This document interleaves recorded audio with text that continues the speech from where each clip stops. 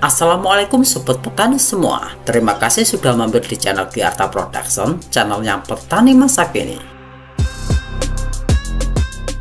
Saya kadang berpikir, apa kita ini hanya sebagai sasaran pasar perdagangan dari pupuk, pestisida, ataupun bibit dari perusahaan-perusahaan. Kita tidak sadar, awalnya kita dicekoki dengan barang-barang yang kita tidak mungkin bisa bikin. Setelah sangat ketagihan pupuk, pestisida ataupun bibit-bibit baru, katanya para pengusaha akan dengan sangat mudah mengatur harga, tentunya untuk meraup keuntungan besar. Saat ini, kita sangat tergantung pada pupuk-pupuk kimia. Kita sudah terlanjur menganggap kalau nutrisi yang diperlukan tanaman agar mau tumbuh dengan baik dan bisa memberikan hasil panennya maksimal hanya bisa dipenuhi dari pupuk kimia saja. Semakin banyak pupuknya, akan semakin tinggi hasil panen kita.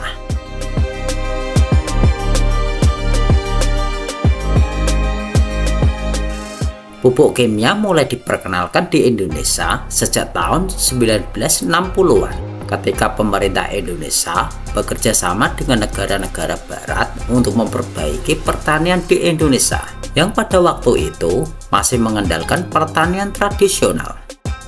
Pada saat itu, pupuk kimia diperkenalkan sebagai solusi untuk meningkatkan produktivitas tanaman dan katanya untuk mendukung program swasembada pangan yang sedang dicanangkan oleh pemerintah pada saat itu. Pupuk kimia kemudian menjadi semakin populer dan umum digunakan di Indonesia pada era tahun 70-an. Ketika program revolusi hijau yang didukung oleh pemerintah dan lembaga internasional seperti Bank Dunia memperkenalkan teknologi pertanian modern termasuk penggunaan pupuk kimia, pestisida, dan bibit untuk meningkatkan hasil panen.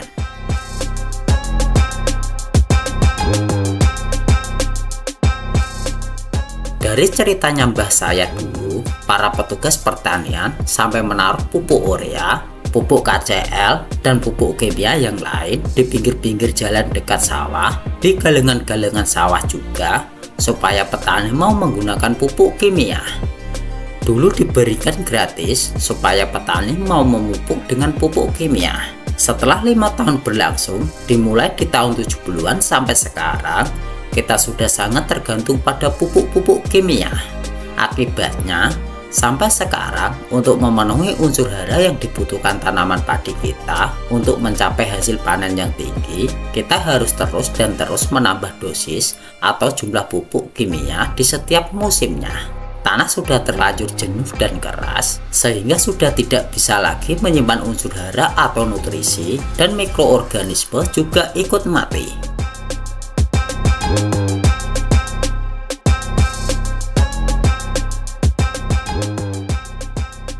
Saya kadang berpikir ya, apa kita ini hanya sebagai sasaran pasar perdagangan dari pupuk, pestisida, ataupun bibit dari perusahaan-perusahaan.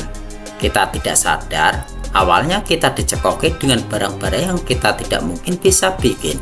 Setelah sangat ketagihan pestisida ataupun bibit-bibit baru, katanya para pengusaha akan dengan sangat mudah mengatur harga, tentunya untuk meraup keuntungan yang sangat besar.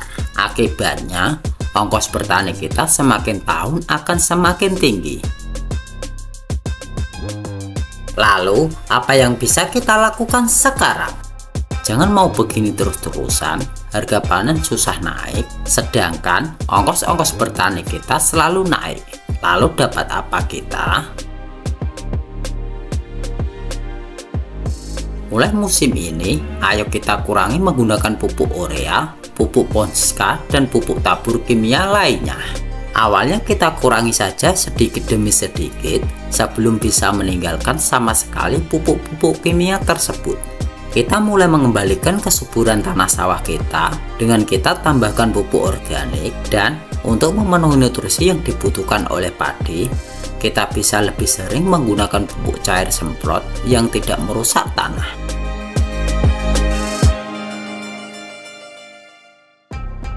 Apakah bisa panen jauh lebih tinggi walaupun kurangi pupuk? Jawabannya tentu saja bisa. Sudah banyak petani yang tetap sukses panen dengan mengurangi penggunaan pupuk kimia dan menambahkan pupuk dari bahan alam. Banyak yang bilang pupuk organik bikin sawah banyak tumbuh rumput, pupuk organik repot bikinnya, hijaunya lama, dan masih banyak alasan-alasan yang bisa digunakan untuk menolak menambahkan pupuk organik di sawahnya. Kuncinya tinggal kita mau apa tidak. Kalau tidak mau, bersiap-siaplah dengan pupuk kimia yang semakin dibatasi dan tentunya akan semakin mahal. Memang pupuk kimia bisa cepat terlihat hijaunya, tapi cobalah sobat petani pikir saat di suasana hati tenang, terus sambil ngopi dan sambil ngerokok, tidak kita sadari semenjak menggunakan pupuk kimia di sawah kita, apalagi berlebihan, perawatan padi lebih rumit, hama dan penyakit akan mudah menyerang tanaman padi kita, tanah mudah asam-asaman, karena sebagian besar pupuk kimia ini bersifat asam dan akibatnya perlu tambahan biaya lagi untuk pemulihan. Sesuai pesan dari Kiai bahwa setiap manusia diwajibkan berusaha dan hasil akhir hanya Allah lah yang menentukan. Kita sebagai seorang petani jangan lupa selalu berdoa kepada Allah Subhanahu wa Ta'ala melalui lantaran Nabi Ilyas alaihi salam dengan memperbanyak membaca Al-Fatihah supaya sawah dan pertanian kita selalu dijaga oleh Gusti Allah Subhanahu wa Ta'ala. Amin. Sekian video kali ini, semoga bermanfaat dan menginspirasi, serta bagikan video ini ke teman-teman petani yang lain agar mereka juga tahu apa yang sobat petani tahu. Nantikan video saya selanjutnya dan salam sukses dari kami. Salam sukses petani Indonesia.